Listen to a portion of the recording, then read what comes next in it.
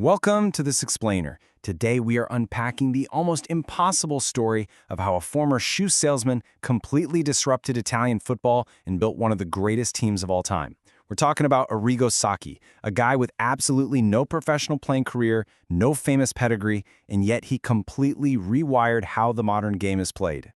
So how did a shoe salesman with zero professional playing experience build football's greatest team? It's a massive mystery that absolutely baffled the Italian press back in the late 80s.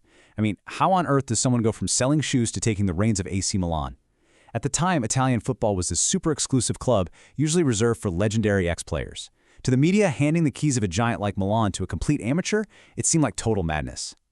But Sacchi had the perfect response. When reporters grilled him about his total lack of playing credentials, he fired back with this brilliantly sharp line. "I never realized that in order to become a jockey, you have to have been a horse first." Talk about instantly disarming your critics. He understood right from the jump that playing the game and conceptualizing the game were two entirely different skill sets. Part 1. The Catenaccio Problem. To really grasp the sheer magnitude of Sacchi's disruption, we first have to understand the deeply entrenched culture he was up against. At the time, Italian football was completely dominated by an ultra-defensive, survival-first mentality known as Catenaccio. Winning basically meant not conceding. Teams relied heavily on a libero, a free sweeper who just sat behind the defensive line to clean up mistakes, and they used incredibly strict man-to-man marking. It was a highly reactive, retreating style of play, but for Italian teams and managers, it was absolute gospel. But Sacchi? He looked at this stagnant, traditional game and saw only fear. His vision was the exact opposite. He wanted to replace retreating with advancing. He wanted to ditch man marking for zonal marking, where players guard spaces instead of chasing specific opponents all over the pitch. And instead of sitting back and waiting, he wanted his team to press high. Which brings us to Part 2, the Parma audition. Let's trace how this ultimate outsider actually climbed the ladder to reach the biggest club in Italy, and why AC Milan hired him in the first place. Sacchi's ascent was a pure grind. In 1973, he started at his local club, Baracca Lugo. Get this, he was managing a goalkeeper who was 39 and a striker who was 32 when he was only 26 himself. He had to rely entirely on his tactical mind to win the respect of these older guys. From there, he became a youth coach at Cesena in 77, coached Rimini in 82, and slowly worked his way up through the lower leagues until he took over Parma in 1985. And here is the absolute catalyst for his big break. During the 1986-87 Coppa Italia, Sacchi's lower league Parma team faced the mighty AC Milan and beat them, not once, but twice. And they didn't do it by parking the bus. They did it by playing Sacchi's high-pressing, aggressive, beautiful football. Well, Milan's brand-new owner, billionaire Silvio Berlusconi, was watching. Berlusconi wanted his team to entertain, not just win ugly. Sacchi's underdog Parma gave him exactly the audition he needed. Because Sacchi was an outsider, a shoe salesman, not a former player, he wasn't brainwashed by the old, defensive rules of Italian football. His blank slate was exactly what Berlusconi was looking for. Part 3, building the machine. Once he was given the keys to AC Milan in 1987, Sacchi was granted something incredibly rare: total power to build a team perfectly tailored to his radical ideas. He ruthlessly shipped out players who didn't fit his system, regardless of how famous they were, and assembled an absolute legendary roster. He blended what's now considered an immortal Italian defensive back four, Paolo Maldini, Franco Baresi, Alessandro Costacurta, and Mauro Tassati, with a brilliant Dutch attacking trio, Marco van Basten, Ruud Gullit, and Frank Rijkaard. It was just the perfect storm of personnel to execute his vision. Listen to this quote. "I wanted the team to defend by attacking, and not by retreating back, but by advancing."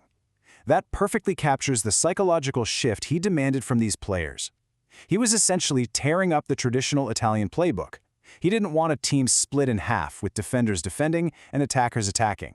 He wanted all 11 players active, moving as a synchronized unit and controlling the game even when they didn't have the ball. So how exactly did he build this cohesive tactical machine? Sacchi followed 4 ruthless steps. Step 1, discard the libero role entirely, opting for a flat back 4. Step 2, implement zonal marking, meaning players controlled areas of the pitch instead of specific guys. Step 3, launch high pressing to aggressively suffocate opponents. And Step 4, execute the offside trap, with the defense stepping up in unison. They weren't just chasing the ball anymore. They were systematically controlling space. But to get these superstars to move as one single mind, Sacchi used a rigorous training method called shadow play. He essentially treated the team like an orchestra. He would obsessively drill them on the pitch without a football. He'd tell them where an imaginary ball was, and the entire team had to shift and correct their positions with millimeter precision. He did this over and over until their collective movements simulated a match perfectly and became pure instinct. Part 4. Triumphs in Toll. This brutal, exhausting choreography led to some of the most spectacular football the world had ever seen. But as we'll see, it came at a heavy price. First, let's look at the triumphs. 5-0. This staggering scoreline is from the 1989 European Cup semifinal against Real Madrid. Milan didn't just beat the Spanish giants, they completely dismantled them 5-0 at the San Siro.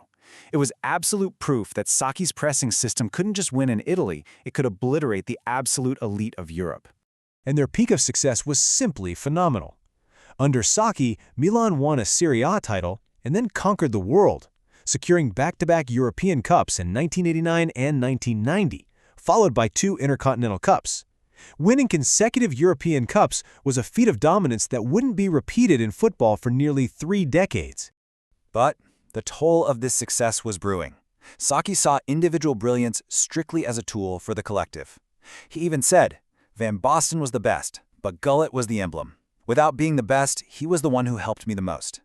He highly valued players like Gullit who willingly sacrificed their egos for the system over unmatched talents like Van Basten who occasionally chafed under the incredibly strict tactical demands. And this is where we start to see the human element fracture.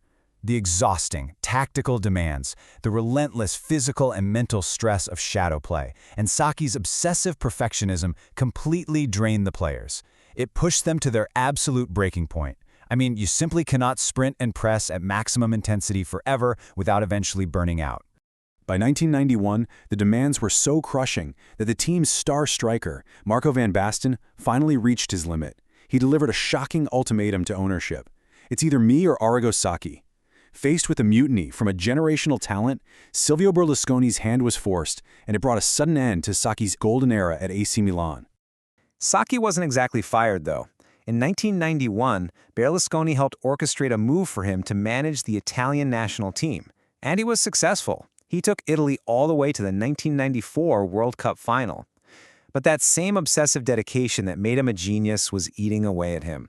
After a few brief return stints in club football, he stepped away from coaching entirely in 2001, resigning from Parma and citing severe stress and a major toll on his mental health. Part 5. A timeless legacy. Even though his time at the very top of the club game was incredibly intense and relatively short, the shockwaves of his disruption are still felt today. Just look at the modern masters of the game. When you watch the high-energy, heavy-metal pressing of Jurgen Klopp or the incredibly detailed positional play of Pep Guardiola, you are quite literally watching the direct descendants of Sacchi's Milan. They took his revolutionary blueprint and built the modern era upon it. Sacchi's ultimate legacy is that he transformed football. He took it from a game reliant purely on individual instinct and moments of isolated magic into a symphony of collective precision and space control. He proved definitively that a system, meticulously executed by a team acting as a single organism, could elevate a squad far beyond the sum of its superstar parts. I really hope this explainer has shown you why this fascinating story matters. Sacchi refused to accept the rules of the game just because that's the way it had always been done.